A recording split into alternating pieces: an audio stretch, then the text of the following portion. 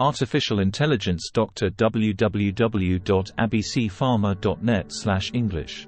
How does the body regulate blood sugar levels in response to the release of cortisol and catecholamines during stressful situations? GPT-4o. During stressful situations, the body releases cortisol and catecholamines, such as adrenaline and noradrenaline, as part of the stress response.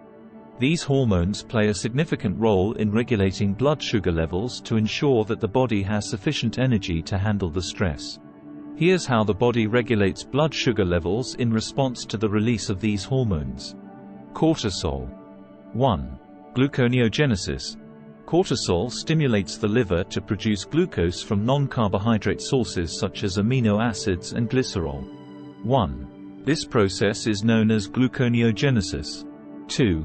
Glycogenolysis. Cortisol also enhances the breakdown of glycogen, the stored form of glucose, in the liver, releasing glucose into the bloodstream. 3. Decreased glucose uptake. Cortisol reduces the uptake of glucose by muscle and fat cells, making more glucose available in the blood for critical functions. 4. Insulin resistance. Chronic exposure to high levels of cortisol can lead to insulin resistance, where cells become less responsive to insulin, resulting in higher blood sugar levels. Catecholamines. 1. Glycogenolysis. Catecholamines, particularly adrenaline, rapidly stimulate the breakdown of glycogen to glucose in both the liver and muscles, providing a quick source of energy. 2. Inhibition of insulin secretion. Catecholamines inhibit the release of insulin from the pancreas, which helps to maintain higher blood sugar levels during stress. 3. Increased glucagon secretion. Catecholamines promote the release of glucagon, a hormone that works to increase blood glucose levels by stimulating glycogenolysis and gluconeogenesis in the liver. 4. Increased lipolysis. Catecholamines increase the breakdown of fat into free fatty acids and glycerol, the latter of which can be used for gluconeogenesis to produce more glucose. Combined effects. The combined action of cortisol and catecholamines ensures that blood sugar levels remain elevated during stressful situations. This elevation provides the body with the necessary energy to respond to stressor by enhancing physical performance, e.g., running or fighting, supporting brain function to make quick decisions, ensuring that vital organs receive an adequate supply of glucose. Once the stressor is removed, hormone levels gradually return to normal, and the body's mechanisms for maintaining blood sugar balance, such as insulin release, resume their regular functions. Claude.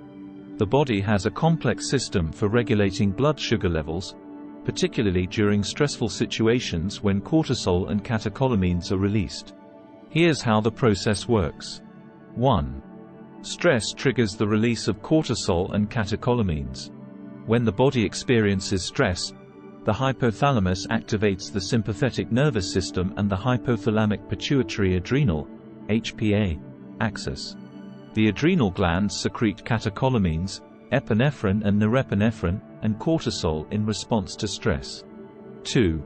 Catecholamines promote glycogenolysis and gluconeogenesis.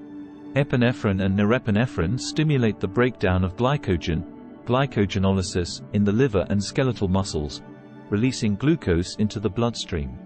They also promote gluconeogenesis, the production of new glucose molecules from non-carbohydrate sources like amino acids and lipids. 3. Cortisol enhances glucose production and reduces insulin sensitivity. Cortisol stimulates gluconeogenesis in the liver, increasing glucose production. It also reduces insulin sensitivity in peripheral tissues, making them less responsive to insulin's action of promoting glucose uptake and utilization. As a result, more glucose remains in the bloodstream, leading to a rise in blood sugar levels. 4. Insulin secretion and action.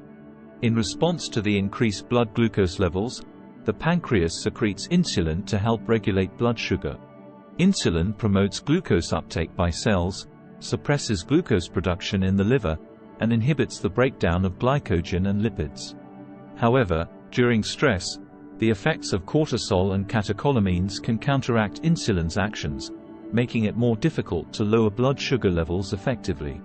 5. Glucose utilization by tissues.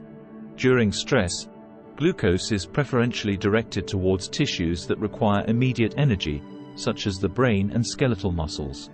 Cortisol and catecholamines enhance glucose delivery to these tissues by increasing heart rate, blood pressure, and blood flow. 6. Feedback mechanisms and homeostasis. As blood sugar levels rise, feedback mechanisms like increased insulin secretion and reduced glucagon secretion help to bring glucose levels back to the normal range.